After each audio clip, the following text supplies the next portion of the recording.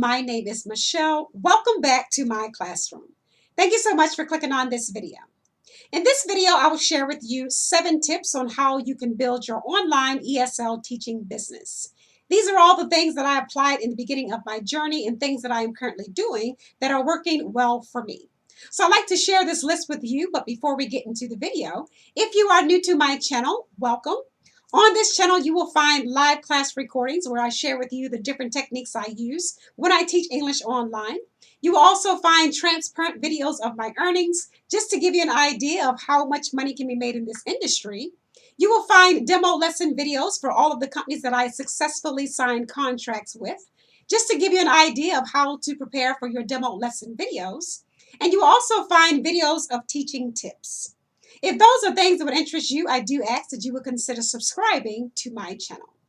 If you are a return viewer, thank you so much for joining me. So as I said, these are all things that I applied in the beginning of my journey and things that I am currently doing. So as native and non-native English speakers, we all have casual conversations and we're not giving thought to the 8 parts of the English language.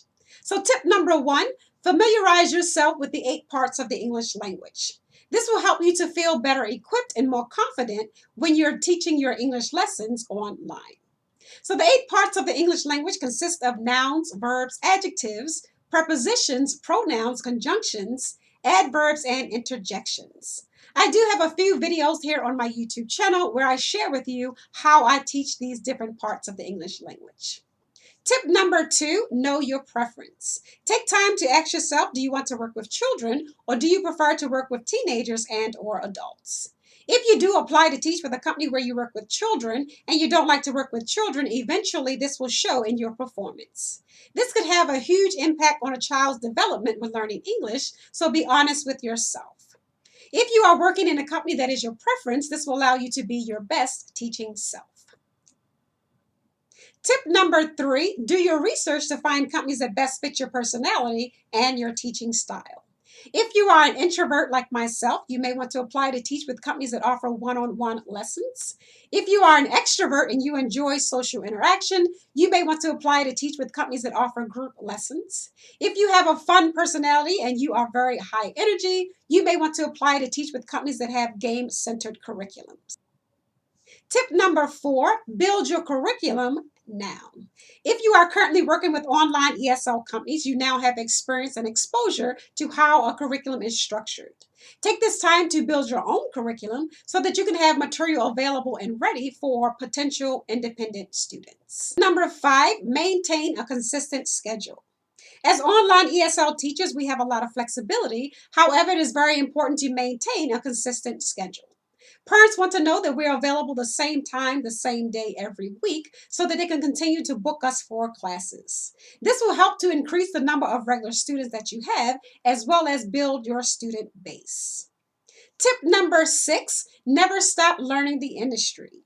When you trained for your teaching certificate, if you took notes during that time, always take time to reference those notes so that you can stay current and well aware of what's needed to be successful in this industry.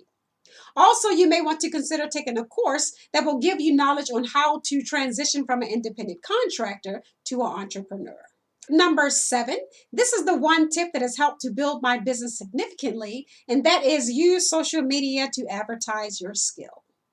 Whenever we are considering to make a purchase for a product or a service, we first want to have a test drive. We want to see if this product or this service is even worth our money. So I personally use my live class recordings here on my YouTube channel as a form of advertisement. All of the independent students that I currently have, their parents reached out to me after watching one of my live class recordings. So you don't have to have a YouTube channel, but I do advise that you use social media to take a quick snippet, maybe 1 to 3 minute video of your teaching skill. This will allow people to see exactly what you have to offer.